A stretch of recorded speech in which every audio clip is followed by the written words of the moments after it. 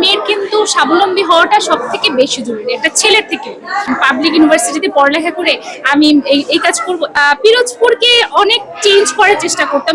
একজন উদ্যোক্তা হিসেবে যারা নতুন উদ্যোক্তা হতে চায় তাদের উদ্দেশ্যে আপনি কি বলবেন? আমিও নতুনই, বেশি দিন হয়নি, তবে আমি নতুন উদ্যোক্তাদের জন্য মানে প্রোভাইড করব, সেটা হচ্ছে যে বাসায় বসে না থেকে বাসায় বসেই কিন্তু তারা ছোট ছোট ছোট জিনিস দিয়ে কিন্তু তারা নিজেদের স্কিল ডেভেলপ করতে পারে এবং এইভাবে ছোট ছোট মেলায় অংশগ্রহণ করতে পারে এবং তাদের নিজেদেরকে স্বাবলম্বী করতে পারে। আমার বেকারত্ব দূরীকরণে আসলে আমার মতামত হচ্ছে আমার কিন্তু মাস্টার্স কমপ্লিট, কিন্তু আমরা মাস্টার্স কমপ্লিট করেও দেখা গেছে যে আমাদের মানে আত্মসম্মানে আমরা কি করি, কোনো কর্মে যাই না। ঠিক আছে, এই কাজে আমি যাব মাস্টার্স কমপ্লিট করে, পাবলিক ইউনিভার্সিটিতে পড়ালেখা করে আমি এই কাজ করব। এই জিনিসটা চিন্তা করাটা থেকে দূরে থেকে আমরা আমাদের জায়গা থেকে ছোট ছোট ছোট জিনিস দিয়ে শুরু করি, তারপর এইটা থেকে আমি একটা ব্র্যান্ড তৈরি করতে পারবো। ঠিক আছে, এই আজকে ছোট একটা মেলা থেকে আমার শুরু, এটাই হতে পারে একদিন আমার একটা ব্র্যান্ড তৈরি হবে।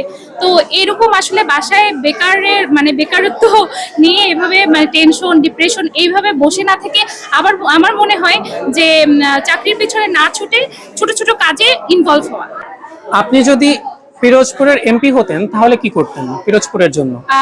আমি যদি পিরোজপুরের এমপি হতাম তাহলে আসলে পিরোজপুরকে অনেক চেঞ্জ করার চেষ্টা করতাম, বিশেষ করে নারীদের ক্ষেত্রে অনেক সুরক্ষা এবং এই যে একটা উদ্যোগ নিয়েছে। হ্যাঁ, তো এই উদ্যোগটা কিন্তু একটা প্রশংসনীয় উদ্যোগ।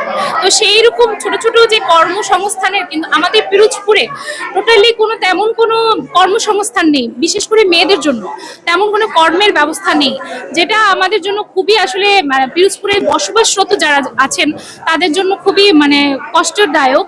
যে আমাদের জন্য যে এই যে ছোট ছোট যে আমরা উদ্যোগ নিচ্ছি বা কাজ করা শুরু করছি, তো আমাদের ক্ষেত্রে কিন্তু অনেক কষ্টসাধ্য হয়ে যায় যে এইটার ইকুইপমেন্ট যেগুলো আছে, লজিস্টিক যেগুলো আছে, সেগুলো আমাদেরকে কালেক্ট করতে অনেক কষ্ট হয়ে যায়, যে ঢাকা থেকে আনতে হয়। তো প্রত্যেকটা সেক্টরে যদি আমরা সবাই মতো ইনভলভ হই, ধরেন আমি এগুলো করতেছি, আমি আরেকজনের কাছ থেকে আমার ইকুইপমেন্ট গুলো নিয়ে আসতেছি, তো এরকম যদি কর্মের ব্যবস্থা করা যায় তাহলে ভালো হতো। তা আমি যদি এমপি হতাম তাহলে অবশ্যই নারীদের জন্য অনেক ব্যবস্থা করতাম, ভালো করতাম এবং পিরোজপুরের উন্নয়নের অনেক ভালো চেষ্টা করতাম। বর্তমান প্রজন্মের উদ্যোক্তা হওয়ার প্রতি যে আগ্রহ, সেটাকে আপনি কোন দৃষ্টিতে দেখেন? এটা আমি অবশ্যই পজিটিভ দিক থেকেই দেখি, কারণ আমি নিজেও উদ্যোক্তা। তো সেই হিসেবে আমি মনে করি যে একটা মেয়ের কিন্তু স্বাবলম্বী হওয়াটা সবথেকে বেশি জরুরি, একটা ছেলের থেকে।